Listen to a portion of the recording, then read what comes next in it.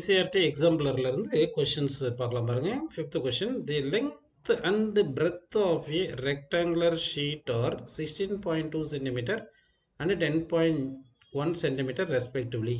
The area of the sheet in appropriate significant figures and error is dash கேட்டிருக்காங்க.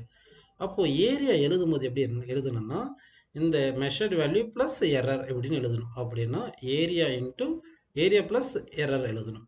First ஏரியாவுக்கு என்ன formula அப்படின்னு பார்த்தீங்கன்னா, ஏரியாவுக்கு வந்து என்ன ஃபார்முலா, லெங்த் இன்ட்டு பிரெத்துன்னு போட்டுக்கலாம். ஓகேவா?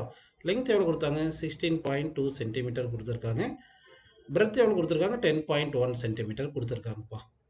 இப்போ இந்த 16.2 இந்த 10.1 நம்ம மல்டிப்ளை பண்ணுறோம். அப்படி மல்டிப்ளை பண்ணிங்கன்னா எவ்வளோ கிடைக்கும்னா 163 என்ன கிடைக்கும், 62ன்னு கிடைக்கும். ஓகேவா?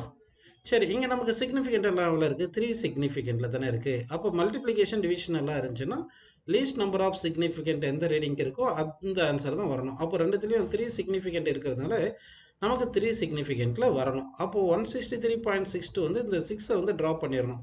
அப்போ ப்ரிசைடிங் நம்பர் ரைஸ்டு பை 1ன்ட்டு 164ன்னு நமக்கு ஏரியா கிடைக்குது. ஸோ ஏரியா வந்து 164 சென்டிமீட்டர் ஸ்கொயர்.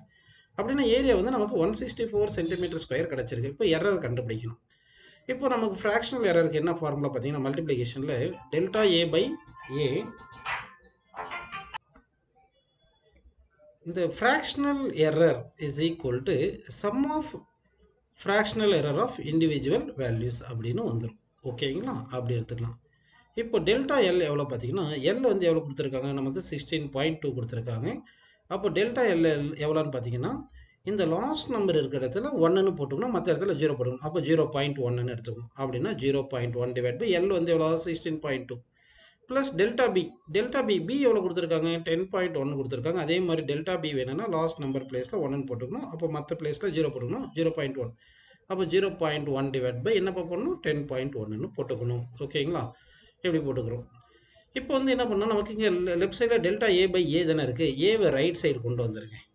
ஏ வந்து என்ன பண்ணுறீங்க, ரைட் சைடு கொண்டு வந்துட்டோம். ஓகேவா? இப்போ வந்து இது சிம்பிளை பண்ணணும். ஓகே, இதை சிம்பிளை பண்ணலாமா? இதை சிம்பிளை பண்ண என்ன வரும் பாருங்கள், இந்த 10 எல்சிஎம் எடுக்கலாம். டினாமினேட்டரில் 16.2 இன்ட்டு 10.1ன்னு வரும்.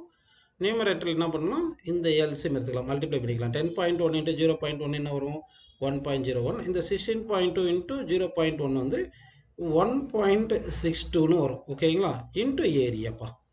ஏரியா எவ்வளோ பார்த்தோம், நம்ம 164 அப்படின்னு பார்த்துருக்கோம். கரெக்டுங்களா? சரி, 164 அப்படின்னு பார்த்துட்டோம்.